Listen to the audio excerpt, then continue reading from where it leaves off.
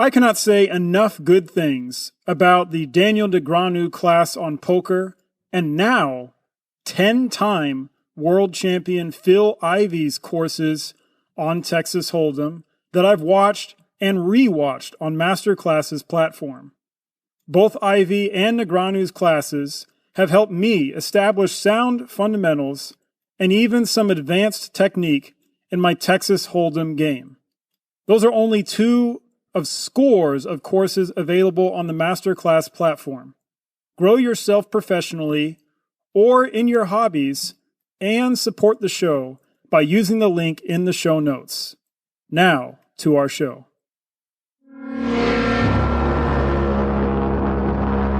This is Forgotten Wars. When we last learned of the British defeat in the Battle of Mgogo, we heard historian John Laband's assessment of the British soldiers' morale at this point in the First Boer War. General Calais' men did their best to project good cheer and spirits, but were developing, quote, a sense of inferiority and a want of confidence in themselves, end quote. After Mgogo, both Boer and Brit allowed the other to care for and transport wounded and dead. Some of Calais' men had dirtier work still to do on February 12th. Reverend Ritchie and a couple officers and 10 soldiers went back to the battlefield and began digging. Their mission?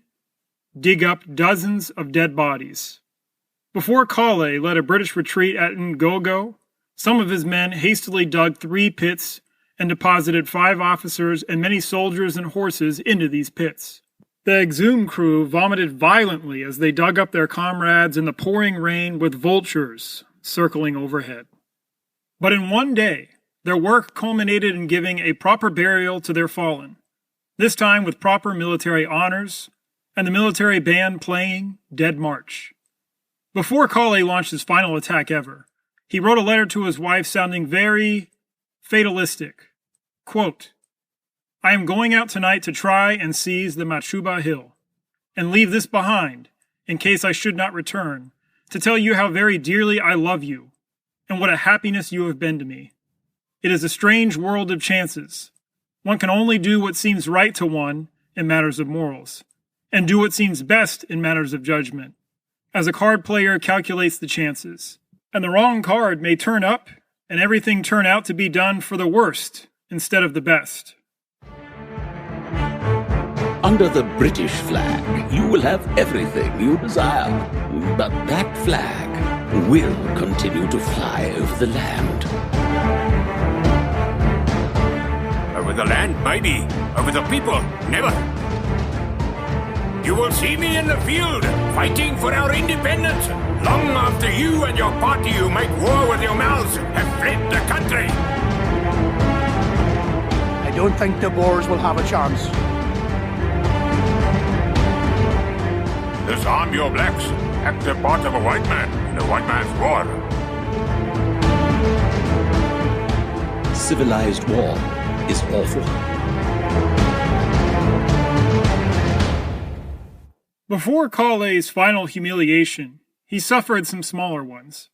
After declining and denying any need of reinforcements for weeks, Calais finally asked the War Secretary for more reinforcements. The War Secretary replied that Calais would need many more than he was requesting, and that more would be available from India, Ceylon, and Bermuda. Some reinforcements already trickled in January and early in February. Sir Evelyn Wood, one of the few British officers to emerge from the Zulu Wars with an enhanced reputation, came ashore in command of some of these reinforcements. Wood served as second in command to Calais, somebody British leadership continued to lose faith in with every blunder. Calais communicated reasonable plans to Wood of their separate forces flanking the Boer positions and eventually converging on a march on Pretoria. Wood immediately showed his energy and common sense. Wood went on a midnight mission with some of his squadrons on February 18th to scout the path he and his troops planned to take as part of Calais' flanking plan. Back and forth, Wood rode on the same day, covering 70 miles. Meanwhile, Commandant-GeneralJoubert ordered his men to dig in around Lang's Neck and await a British attack. The Boers tried to taunt the British into attacking through various means. Take, for instance, a letter they allowed to fall into British hands. The writer implied the British were cowards and mentioned that besieged British brethren in Pretoria were starving.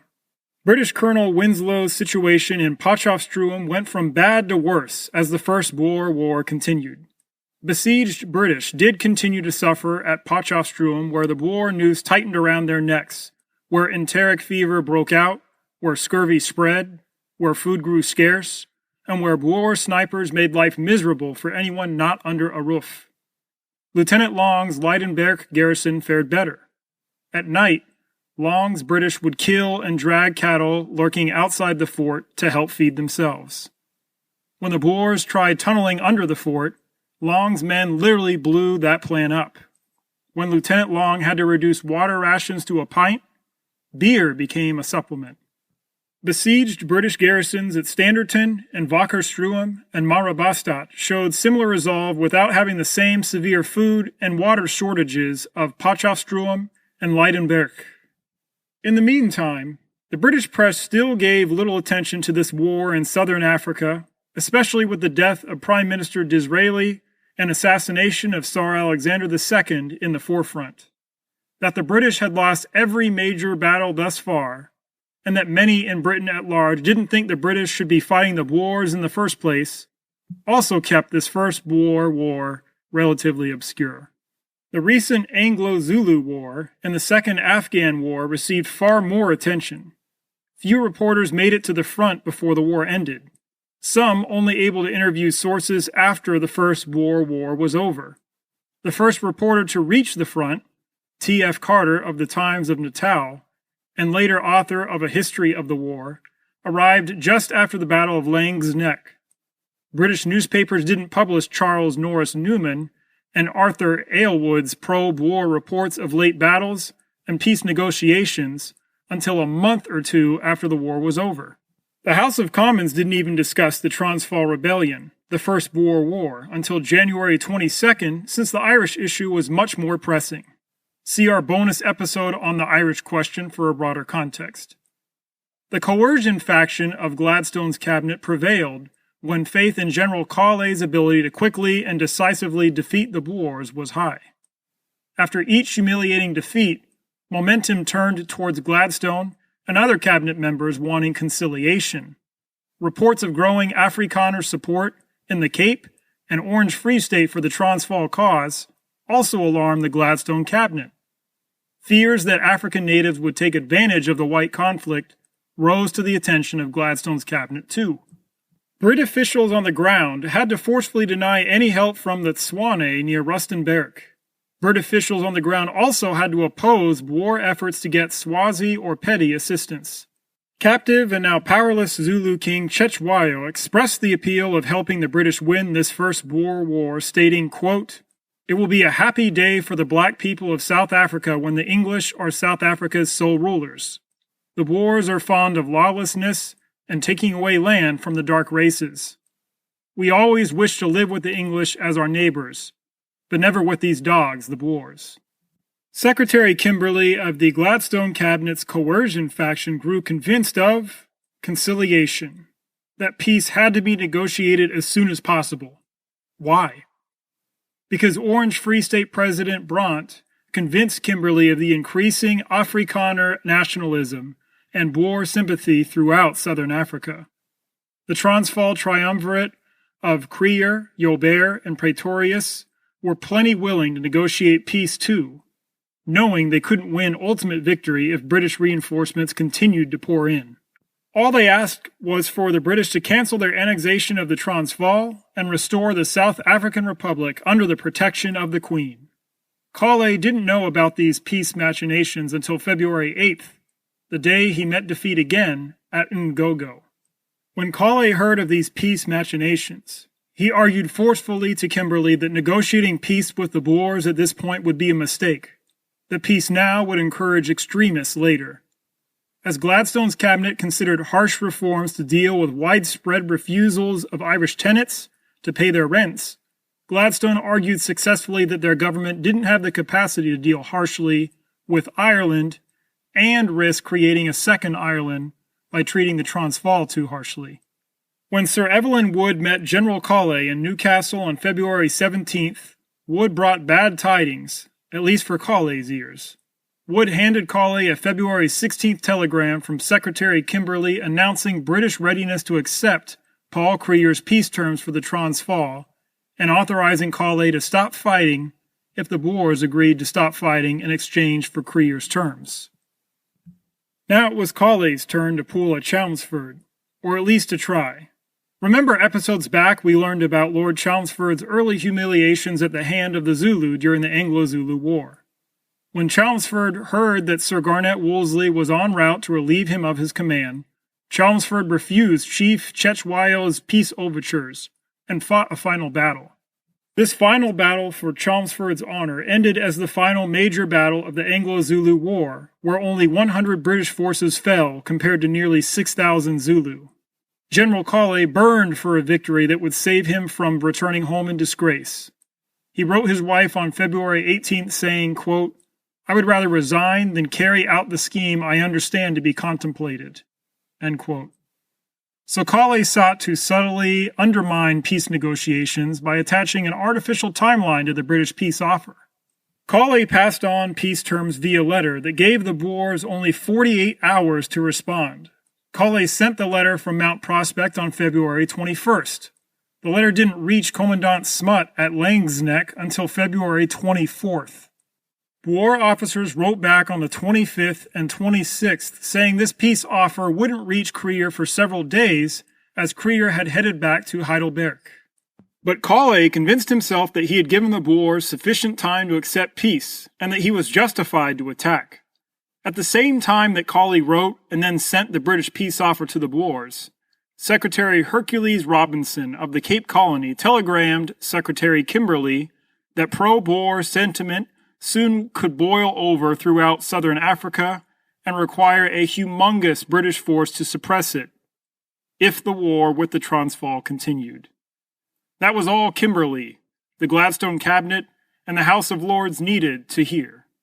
They decided on February 21st that the First Boer War must be ended immediately. But they couldn't stop Colley fast enough. If you would like to help keep Forgotten Wars producing and growing, would you do at least 2 of 3 things? First, would you share a link to the podcast with someone you think might enjoy it? Second, if you're listening on Spotify, Google Podcasts, or other providers, would you make sure to like or follow our podcast? If you're listening on Apple Podcasts, would you give us a 5-star rating and write a thoughtful review there? You can even do that while you're listening. Lastly, if you want more from the show, bonus episodes, behind the mic access, transcripts and sources, and much more, and you want to support the show, check out our Patreon page at patreon.com/ForgottenWars. That is patreon.com/ForgottenWars. The link is also in this episode's notes. Thanks to those of you who have done one of these things already. Know that you're appreciated. Now, back to our episode. Colley and his officers planned another attack on Lang's Neck, but were disappointed to find the Boers digging in on both sides of the neck and the lower hills of Majuba. We can only speculate from second-hand reports what Colley's precise plan was. His Colonel Stewart believed that Colley wanted to seize Majuba, secure Majuba, reinforce Majuba, and then launch a coordinated attack with Mount Prospect forces to turn the Boer flank on Lang's Neck, thereby forcing a Boer retreat that would open the road to the Transvaal for Colley's forces. Many leveled uncharitable speculations about Colley's state of mind as he planned this attack. Maybe Colley intended to win a battle while Sir Evelyn Wood was away, so Colley could win all the glory. What we do know is that Colley and company gathered intelligence for days before the attack, that they launched a diversionary force towards the banks of the Buffalo River, and that they kept their battle plan secret from their own men. One distinguished officer who led men in Majuba said that Majuba stood as the only battle he knew of where both sides gave the same story. That story continues with Colley, Colonel Stewart, and Major Fraser alone knowing the British attack plan. Colonel W.D. Bond recounts in his journal on February 27, 1881, quote, "After lights were out at 8:15 last night, steward, military secretary, came to my tent to give me an order from General for 2 strong companies of the regiment to parade at 9:30 p.m. with greatcoats, waterproof sheets, 3 days of rations, and 6 picks and 4 shovels for a purpose not divulged. Then Cawley, Stewart, and Fraser led a combination of 58th Regiment companies, 3 60th Rifle companies, 92nd Highlander companies, a company-sized contingent of the Naval Brigade, and smaller contingents from several other units on a 10 p.m. march on February 26th. Cawley, Stewart, and Fraser did not tell these marching men, even then, where they were going. Stirring this mixed force of almost 600 together stands as a huge mistake to Boer War experts with the advantage of hindsight. This force didn't bring a single Gatling gun or any artillery because Cawley believed they faced too steep of a climb. Cawley ordered various detachments to secure nearby hills and plateaus and to build some fortifications. Early February 27th morning, Cawley's main column scaled Majuba's steep slopes over the course of nearly 2 hours in the dark hours before sunrise. Just as dawn broke at 5:30 a.m., the main force all reached Majuba's triangular summit, but men milled all over the mountaintop trying to find their officers they'd lost track of in the pitch black. Cawley carried confidence that his 383 men could secure this summit's 3/4-mile rocky perimeter. Daybreak shook this security when Cawley realized the 92nd Highlanders, thought to be holding the northern perimeter, were actually hundreds of yards from that section of Majuba's summit. They were ordered forward from a position that provided ample natural cover to a position that was featureless, flatter, and much more easily attacked. This thinned the British line even more. Field regulations mandated that a soldier be capable of digging a trench 1.5 feet deep and 2.5 feet wide to provide cover from rifle fire in 30 minutes. Cawley decided, though, that these recently moved men on the northern perimeter were too exhausted to dig entrenchments. This wasn't the last of his mistakes. Some junior officers at least took the initiative to make their men dig trenches or stack stones to provide some sort of cover, but it wouldn't be enough. Though Cawley gathered intelligence for days before the Battle of Majuba, his scouts did not reconnoiter the Majuba's slopes that dropped steeply outside what would become the British perimeter. Not only did these steep slopes angle in a way that made it impossible for British defenders to see Boers until Boers had climbed 2/3 of the way up the slopes, the British also didn't learn until it was too late that these slopes swelled with dead ground, with ravines and folds fortified by thick brush that would provide perfect cover for any ascending Boers. At sunrise, the British Highlanders in kilts and all announced their presence by shouting and pumping their fists at the 3 previously unaware Boer lahars below. Most of the Boers were preparing for their Sunday service. At first, Commandant-GeneralJoubert brimmed with panic. Joubert expected an artillery bombardment at any moment, but that never came. Joubert called a war council where people argued over whose fault it was for not having a night watch on Majuba. But before long, the Boers sprung into action. Nicholas Smutt secretly led 150 mounted men to cut off the British withdrawal and British reinforcements. 450 Boers scaled Majuba's slopes. The British couldn't see them.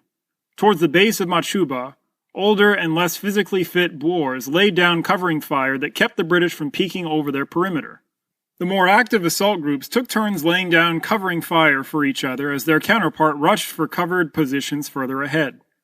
Whether or not Major G. Tilden is correct to say that these covering fire tactics were unknown to the British Army is one question. What is not a question is that the Boers employed these cover fire tactics to perfection. Meanwhile, many of the British ate breakfast behind their perimeter. Many napped. Cawley signaled Mount Prospect at 8 a.m. to announce via telegraph to the War Office that he had occupied Majuba.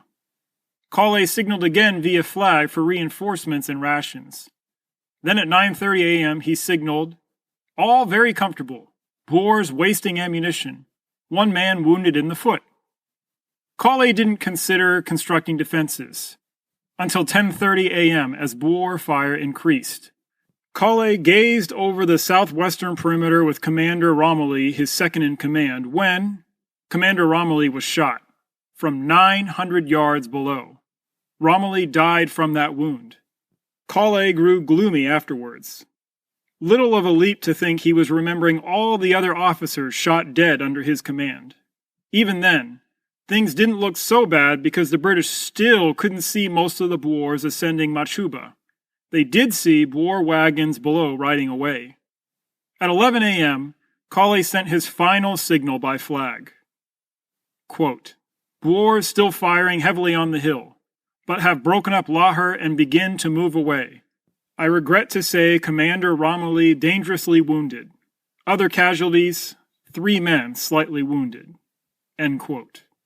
General Kale's wife had a brother. Her brother was Lieutenant Ian Hamilton, the man managing the northern sector of the British perimeter. Lieutenant Hamilton is the same distinguished officer who talked earlier about both sides telling the same story about Majuba. Anyway, about 100 Boers pinned down Lieutenant Hamilton and his 17 men with more effective fire and movement techniques. Hamilton immediately realized he needed more help and tried to report this personally to General Kale. Running back to Kale put Hamilton in the line of Boer fire. But Hamilton made it to the hollowed-out position where Kale and the reserve ate, smoked, or slept. Kale couldn't see the problem from this position, so he sent Hamilton back. Hamilton returned to see about 200 Boers trying to storm his 17 men's position. Hamilton ran back from cover to Kale, pleading for more reinforcements. Kale generously sent his brother-in-law back with 1 officer and 5 more soldiers. When Hamilton thought he saw around 400 Boers trying to overcome his British forces, he ran back to Kale, only to find Kale asleep. Kale's next in command, Major Hay, refused to wake Kale and sent Hamilton back empty-handed. When about 70 Boers finally rushed across open ground to attack the 5 British holding Gordon's Knoll, the 5 defenders couldn't survive, nor could they hold their helpless position. The remaining 21 men holding the northern perimeter faced a heavier hail of covering fire as the Boers advanced the remaining 100 yards below their position. This attack caught Kale and his officers napping, his reserve confused, half-dressed, and half-awake. These troops rushed hectically to the northern perimeter to fire erratically at the advancing Boers. This stopped the Boers, but only for a few moments. A Boer officer, Ruis, ran up the remaining 50 yards of the slope with about 50 Boers. Ruis urged his men on with lies, that the British were already retreating. But the British did retreat when Ruis and his men killed 16 of the reserves. Both Highlander and reservists ran for their lives away from the northern perimeter towards the path back to Mount Prospect. General Kale and his officers did shine bravely at this point, coolly rallying most of their men back towards the rocky ridge behind the northern perimeter. Kale brought calm. The Brits now held the original rocky ridge they thought was the northern perimeter in the middle of the previous night. Their position still defensible. Lieutenant Hamilton begged his immediate senior officer to let him lead a charge. The officer said too many men had already died. Hamilton sprinted to his brother-in-law and begged to lead a charge, but Kale gave the same answer. Far too many of this already mixed force saw no officer or comrade from their original squads whose words of encouragement they so desperately needed.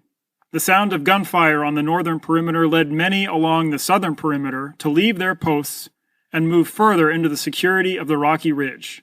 Another Boer contingent served as a horn, like the horns of the Zulu bullhorn formation, and attacked the British eastern perimeter. The British here snapped on their bayonets before even laying down a standard volley. What's more, the British rifles at this sector were sighted for 400 yards, much too far for the Boers who'd crept up on them. An average soldier would have been crushed by a sense of hopelessness, a sense that they were damned if they did just charge the Boers with bayonets, and damned if they instead tried to fire at the Boers. More and more men fell back to the rocky ridge. More and more ignored orders from officers they didn't recognize. Major Hay warned Kale that if the eastern sector broke, the Boers would have a clear shot at the rocky ridge's rear. Kale drew his revolver and shifted more men to help hold Hay's Kop. Then the dam broke. Brits at the head of the gully ran terrified towards the southern side of Majuba, to the path back to Mount Prospect. They ran and ran past officers threatening to shoot them. Then more Brits ran and ran as the Boers seized the rocky ridge and Hayes Kop and fired furiously into the fleeing British. They ran and threw themselves over the southern summit, bouncing and tumbling down the slopes strewn with boulders. Only 30 minutes passed after the Boers attacked the northern perimeter at Gordon's Kop before the Boers took the whole of Majuba.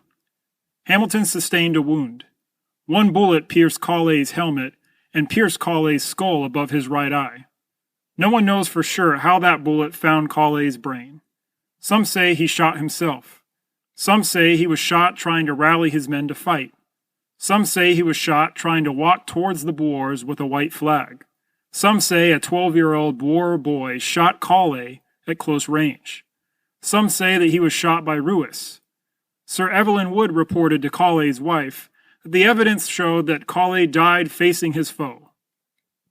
She replied hotly that she already knew Collet had an excess of personal courage. The Boers looted dead Brits for ammo. In contrast to recent battles, British troops had hardly spent any bullets at all. After collecting this ample ammunition, the Boers continued to fire on retreating Brits. Then Boers rounded up the Brits who hid behind the bushes or rocks, hoping to escape at nightfall. One exception, British Major Fraser, did manage to slip through the Boers back to Mount Prospect on February 28th. The 360th Rifle Companies, distant from the Boer attack, retreated without even providing covering fire for other retreating British. However, other British elements from Fort Prospect did advance and lay down artillery and machine gun fire to cover retreating British.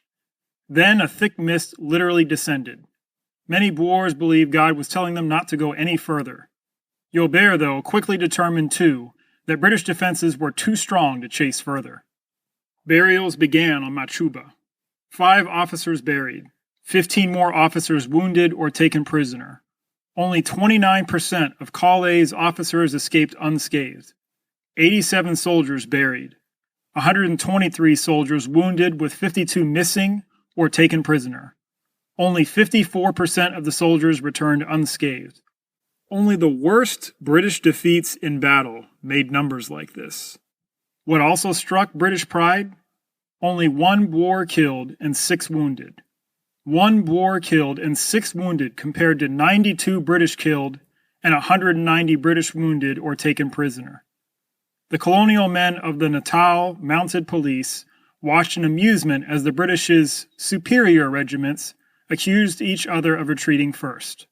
While Boer and Brit wounded received care in his camp, Commandant Joachim Ferreira said, quote, "I do acknowledge that it was not us who defeated them, but the Lord our God. It was utterly impossible for humans alone." End quote. When Creer heard about Majuba, he declared that evening, quote, "We glory not in human power. It is God, the Lord, who has helped us, the God of our fathers, to whom for the last 5 years we have addressed our prayers and supplications. He has done great things for us, and hearkened to our prayers. And you, noble and valiant brothers, have been in his hands the means of saving us." End quote. If you appreciate and value what we're doing here at Forgotten Wars, would you help our show continue this season and for future seasons by doing 1 or even 3 things? Biggest ask first. Would you check out our Patreon page at patreon.com/ForgottenWars? You can support the show there for something as manageable as $4 a month. Depending on how you support the show, you can get extra access to show sources and transcripts, early access to bonus episodes, have your name worked into the show in a couple of ways, and more. Free ask next. Would you rate and write a thoughtful review for our podcast if your podcast app allows it? Apple Podcasts right now makes this easy. Stitcher makes it very complicated, and the rest don't allow you to write a review. If you've already written a review, thank you very much. You'll be entered into this month's contest. More on that last. Easiest ask for last. Would you follow, like, or subscribe to the show on whatever podcast app you're using? Now about that contest. If you write me a review on Apple Podcasts or Stitcher, you will be entered into a drawing for an Amazon gift card or something equivalent you ask for. If your profile name on Apple or Stitcher is different from your full name, just shoot me an email with a screenshot of the review you left and include your full name and city in the email. Thanks for even giving this little concluding blurb a listen. I appreciate you.